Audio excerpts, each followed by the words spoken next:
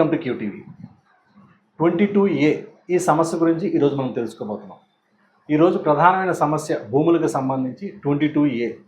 అసలు ఈ 22A అంటే ఏమిటి, ఈ సమస్యను ఎలా పరిష్కరించుకోవాలి అనే విషయాలు చాలామందికి ఇప్పటికీ కూడా తెలియదు. అనేక మందిని సంప్రదిస్తూ ఉంటారు, కొంతమంది తప్పుదారి పడుతూ ఉంటారు. ఈ నేపథ్యంలో ఈ 22A గురించి అసలు పూర్తి వివరాలు తెలుసుకునేందుకు మనతో పాటు ఈరోజు లైసెన్స్ టెక్నికల్ పర్సన్ మరియు సర్వేయర్ రామకృష్ణ గారు ఉన్నారు. ఈయన మనకు ఇప్పుడు ఈరోజు పూర్తి వివరాలు తెలియజేస్తారు. సార్ నమస్తే అండి. అయ్యా నమస్కారం. అసలు ఈ 22A అంటే ఏంటో అసలు ముందుగా చెప్పండి. అసలు 22A అనేది registration and stamps department taluka act, అది చట్టం. 1909లో ఈ 1908లో ఈ చట్టాన్ని ఏంటంటే ప్రవేశపెట్టారు. ఆ చట్టం ద్వారాగా ఏంటంటే రిజిస్ట్రేషన్ తాలూకా భూములు ఏవైతే ఉన్నాయో రెవెన్యూ రికార్డు ప్రకారంగా కొన్ని క్లాసిఫికేషన్స్ ఉన్నాయో ఆ క్లాసిఫికేషన్గా ఉన్న ల్యాండ్ 5 క్లాసిఫికేషన్లు చేశారు. అందులో భాగంగా ఈ 22A తాలూకా భూములన్నింటినీ సుదీర్ఘంగా పరిశీలించి మనం ఏంటంటే క్లియర్ చేసుకోవాల్సిన పరిస్థితి ఉంటుంది. సార్ ఇప్పుడు ముందుగా క్వశ్చన్ చెప్పండి, అసలు 22Aలోకి ఏదైనా భూమి వచ్చింది అంటే ఎందువల్ల వస్తుంది, ఎందువల్ల 22Aలో పెట్టబడుతుంది? 22A భూమి అనేది ప్రభుత్వ నిషేధిత భూములు ఏవైతే ఉన్నాయో ఆ జాబితాలో ఉన్న భూములు, నిషేధ భూములు అన్నిటి గురించి సుదీర్ఘంగా పరిశీలించిన తర్వాత భూములను ఏంటంటే 22A నోటిఫికేషన్లో పెట్టి దానికి ఏంటంటే రిజిస్ట్రేషన్ ఏంటంటే ఆపే ప్రక్రియ జరుగుతుంది ప్రస్తుతం.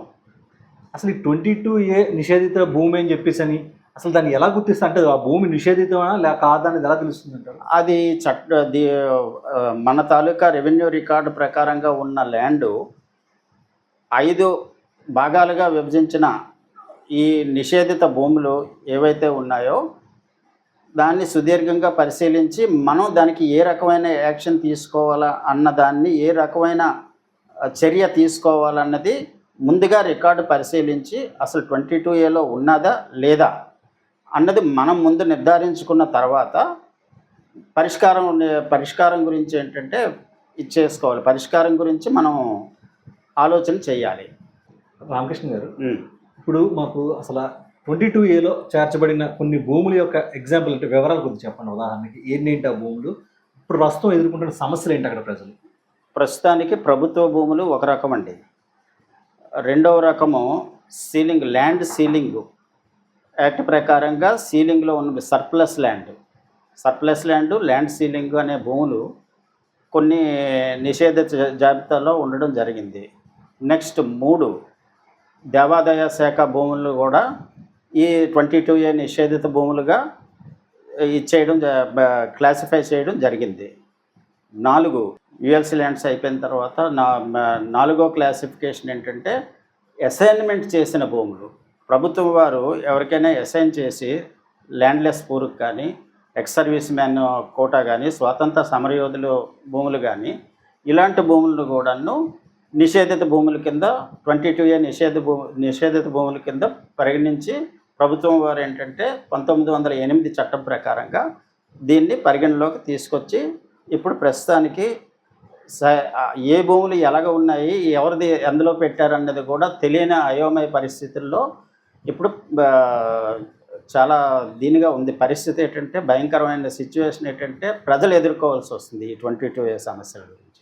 ఈ సమస్య నుంచి బయటపడాలంటే వాళ్ళు ఏం చేయాలి? అసలు ఫస్ట్ వాళ్ళకి ఉన్న ఎవరికైనా రికార్డు ఉన్నదంటే ఆ రికార్డు, ఆ సర్వే నెంబరు, ఆ డీటెయిల్స్ అసలు ఒరిజినల్గా ఏ క్లాసిఫికేషన్లో ఉన్నాయి, ఆ సర్వే నెంబర్కి సంబంధించిన రికార్డునన్నిటి సుదీర్ఘంగా పరిశీలించి ఆ భూమి 22Aలో ఎందుకు పెట్టబడింది అన్నది మనం నిర్ధారణ చేసుకోవటానికి పై నేను చెప్పిన వివరాల ప్రకారంగా పరిశీలించి దాన్ని ఒక్కొక్క సమస్యకి ఒక్కొక్క పరిష్కారం ద్వారాగా మనం ఏంటంటే ఇచ్చేసుకొని ముందుకెళ్లాల్సిన అవసరం ఉంది. రామకృష్ణ గారు, అసలు ఈ 22Aలో ఎవరిదైనా భూమి చేరితే మాత్రం ఆ సమస్యను ఎలా పరిష్కరించుకోవాలో ఇప్పుడు మీరు చెప్పారు. ఉదాహరణకి వైజాగ్లోని అనేక ప్రాంతాలు, జగదాంబ ఇలా అనేక ప్రాంతాల్లో నివాసం ఎన్నో తరతరాల నుంచి ఉంటున్న వారివి ఇటీవల కొన్ని సంవత్సరాల క్రితం వాళ్ళ భూములన్నీ కూడా 22Aలో గెలిపాయి. అక్కడ అపార్ట్మెంట్స్ ఉన్నాయి, ఇండివిజువల్ హౌసెస్ ఉన్నాయి, అనేక ఉన్నాయి. వాళ్ళు గతంలో రిజిస్ట్రేషన్ చేయించుకున్నారు, బ్యాంకులో లోన్ తీసుకుని ఇల్లు కూడా కొనుక్కున్నారు. కానీ ఈ మధ్య 22ఏలో చేర్చడం వల్ల ఇప్పుడు వాళ్ళ ఇల్లు వాళ్ళకి కాకుండా పోయినట్టేనా, లేకపోతే వాళ్ళదే అవుతుందా అది? వాళ్ళ ఇల్లులు వాళ్ళకి ఉంటాయి. అనుభవానికి కానీ దీనికి కానీ ఎటువంటి పరిస్థితుల్లో ఇబ్బంది ఉండదు. కానీ ఆ 22ఏలో ఎందుకు పెట్టబడింది, ఏ క్లాసిఫికేషన్గా పెట్టబడింది, పూర్వం రికార్డు ఏంటి, ఇప్పుడు రికార్డు ఏంటి అనేది సుదీర్ఘంగా పరిశీలించి ప్రభుత్వం వారే పరిశీలించి దాన్ని మనం ప్రభుత్వం ద్వారాగా మనం రిజాల్వ్ చేసుకునే పరిస్థితి మనకు ఉంటుంది. ఒక నిజంగా సమస్య ఎదుర్కొంటున్న బాధితులు ఎవరన్నా ఉంటే వాళ్ళు ఇప్పుడు ఏం చేయాలంటే తక్షణం? వాళ్ళు ఇప్పుడు ప్రభుత్వం ద్వారాగా సమస్యను పరిష్కరించుకోవడానికి ప్రభుత్వం వారి దగ్గరికి వెళ్ళి డీటెయిల్గా క్లారిఫికేషన్ కనుక్కొని దానికి ఏంటంటే ప్రభుత్వం వారు ఇప్పుడు చట్టపరంగా కొన్ని ఇవి పెనలైజేషన్ ఛార్జెస్ అని దాని తాలూకా ఎవరైతే ఎగ్జిస్టింగ్ ల్యాండ్లో ఉన్నారో వాళ్ళకి ఏంటంటే సుదీర్ఘంగా 40-30 సంవత్సరాల నుంచి ఎవరైతే ఉన్నారో వాళ్ళకి ఏంటంటే అవకాశాలు కల్పించింది, రకరకాల చట్టాల ద్వారాగా అవకాశాలు కల్పించింది. ఆ అవకాశాల ద్వారాగా వీళ్ళు ఉపశమనం పొందడానికి అవకాశం ఉంది. సార్, ఇప్పుడు మీరు ప్రభుత్వం దగ్గరికి వెళ్ళాలి, సంబంధిత అధికారి దగ్గరికి వెళ్ళి కావాల్సిన పత్రాలన్నీ చూపించాలి అన్నారు. ప్రభుత్వం దగ్గరికి అంటే అసలు ప్రభుత్వం అంటే ఎవరు? సచివాలయం దగ్గరికి వెళ్ళాలా, కలెక్టర్ ఆఫీస్కి వెళ్ళాలా, ఆర్డీఓని కలవాలా? వాళ్ళ దగ్గర చూపించవలసిన పత్రాలు ఏంటి? రెవెన్యూ ఆఫీసర్, మండల రెవెన్యూ ఆఫీసర్స్ వారి కార్యాలయంకి వెళ్ళి అందుకు ఈ రికార్డులన్నీ చూపించిన తర్వాత వాళ్ళు కరెక్ట్గా క్లారిటీగా మీ భూమి ఎందులో ఉందనేది వివరిస్తారు. 22ఏలో ఉన్నదా లేదా అన్నది రెవెన్యూ అధికారులే మనకేంటంటే చెప్తే దాని ప్రకారంగా ఉపశమనం ఎలా పొందాలనేది వాళ్ళే చెప్తారు. దాని ప్రకారంగా మనం ఏం చేయాలన్నది మనం ఏంటంటే క్లియర్గా ఇచ్చేసుకొని సంబంధిత ఆఫీసర్స్ దగ్గరికి వెళ్ళి పత్రాలను గవర్నమెంట్కి పంపించి తద్వారాగా ఉపశమనం పొందడానికి అవకాశాలు ఉంటాయి. దీనికి ఏమైనా ప్రభుత్వానికి ఏమైనా చెల్లించాల్సిన రుసుములు అలాంటివి ఏమైనా ఉంటాయంటారా? క్లాసిఫికేషన్ బట్టి ఏ క్లాసిఫికేషన్లో వచ్చిందనేది దాని ప్రకారంగా చూసుకొని, సపోజ్ సీలింగ్ ల్యాండ్లో ఉంది, ప్రభుత్వం వారు ఈ మధ్యన జీవో ఒకటి ఇచ్చారు. ఆ జీవో ప్రకారంగా వీళ్ళు రెగ్యులరైజ్ చేసుకోవటానికి అవకాశాన్ని కల్పించారు. కాబట్టి తద్వారాగా కొంత ఎంత అమౌంట్ అనేది వాళ్ళు ఫిక్స్ చేసిన దీని ప్రకారంగా కట్టి మనం ఏంటంటే పూర్తి ఉపశమనం పొందుకునే అవకాశం ఉంటుంది. సార్, నా భూమి 22A జాబితాలో చేరిందా లేదా అనేది ఆన్లైన్లో తెలుసుకోవచ్చా? కంపల్సరీగా తెలుసుకోవచ్చండి. రిజిస్ట్రేషన్ వెబ్సైట్కి వెళ్ళి మీ సర్వే నెంబర్ని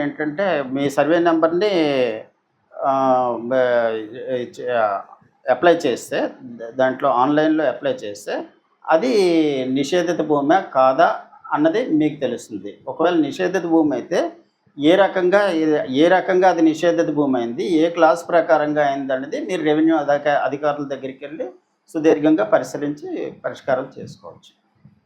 22A జాబితాలోని నా ప్రైవేట్ భూమి ఒకవేళ చేరితే దాన్ని ఏ విధంగా తొలగించుకోవాలి? అది రెవెన్యూ రికార్డుని వెరిఫై చేసి పూర్వం నుంచి ఉన్న మీకేంటంటే అనుభవంలో ఉన్న భూమిని ఈ ఒక్కసారి సడన్గా మీకు ఏంటంటే నిషేధిత భూమిగా ఎందుకు చేర్చారన్న విషయాన్ని అవగాహన చేసుకొని అధికారుల దగ్గరికి వెళ్ళి, రెవెన్యూ అధికారుల దగ్గరికి వెళ్ళి పూర్వం నుంచి ఉన్నది ఇప్పుడు ఎందుకు పెట్టారు, ఏ తాలూకా ఉద్దేశంతో పెట్టారు అన్నది మన రెవెన్యూ ఆఫీసర్స్ దగ్గరికి వెళ్ళి వెరిఫై చేయించుకొని, ఒకవేళ పొరపాటున రెవెన్యూలో ప్రైవేట్ ల్యాండ్ ఇందులో ఈ జాబితా 22A జాబితాలో పడడం జరిగితే దాన్ని ప్రభుత్వం వారే రిలీజ్ చేసి మీకు ఏంటంటే పత్రాలని హ్యాండింగ్ ఓవర్ చేస్తారు. ఒక 22A జాబితాలో ఉన్న భూమిని మనం కొనుక్కొని రిజిస్ట్రేషన్ చేసుకోవడం అవుతుందంట? అస్సలు అవ్వదండి. నిషేధిత భూమి అంటేనే అది 22Aలో ఎప్పుడైతే ఉన్నదో రిజిస్ట్రేషన్ యాక్ట్ ప్రకారంగా వాళ్ళకి ఆ భూములు ఏంటంటే రెడ్ ఇయర్ మార్క్ చేసి భూముల్ని రిజిస్ట్రేషన్ లావాదేవీలని ఆపేసే ప్రక్రియ ఉంటుంది. ఒకసారి రిజిస్ట్రేషన్ అయిపోయిన భూమిని తిరిగి 22Aలో చేర్చవచ్చా? తిరిగి 22Aలో చేర్చ రెవెన్యూ అధికారులు ఒక ప్రొసీజర్ ప్రకారంగా ఫాలో అది కానీ పెడితే దాని ప్రకారంగా మళ్ళీ 22Aలోకి పొరపాటుని జరగవచ్చు. పొరపాట్లు జరిగి 22Aలో ఇచ్చే ఏలో చూపించబడడం కూడా జరుగుతుంది కొన్ని సందర్భాల్లో. సార్ ఫైనల్గా ప్రేక్షకులకి ఈ 22A గురించి మీరు ఏం చెప్పదలుచుకున్నారు? 22A అనేది ప్యూర్లీ రిజిస్ట్రేషన్ డిపార్ట్మెంట్కి సంబంధించిన దీని ప్రకారంగా మన తాలూకా భూములు మనకు పత్రాలు ఉన్నా సరే రిజిస్ట్రేషన్ ఎప్పుడైతే అవటం లేదో దానికి ఎందు కారణం చేత అవడం లేదనేది పరిశీలించుకొని కొంతమంది ఇందులో ప్రావీణ్యం ఉన్న వాళ్ళ దగ్గరికి వెళ్ళి ఆ రికార్డులను పరిశీలింపజేసి తద్వారాగా మీరు ఉపశమనం పొందే అవకాశాలు చాలా ఉంటాయి. లైసెన్స్డ్ టెక్నికల్ పర్సన్ మరియు సర్వేయర్ రామకృష్ణ గారు చెప్పిన వివరాలు మీ అందరికీ ఎంతో ఉపయోగపడి ఉంటాయని నేను భావిస్తున్నాను. అదేవిధంగా ఇప్పుడు ఈరోజు మనం 22A గురించి వచ్చే సమస్యల గురించి తెలుసుకున్నాం. ఈ 22Aలోనే ఇంకా కొన్ని క్లాసిఫికేషన్స్ ఉన్నాయి, కొన్ని భాగాలు ఉన్నాయి. వాటి గురించి మరో ఎపిసోడ్లో క్లుప్తంగా మీకు వివరిస్తాం.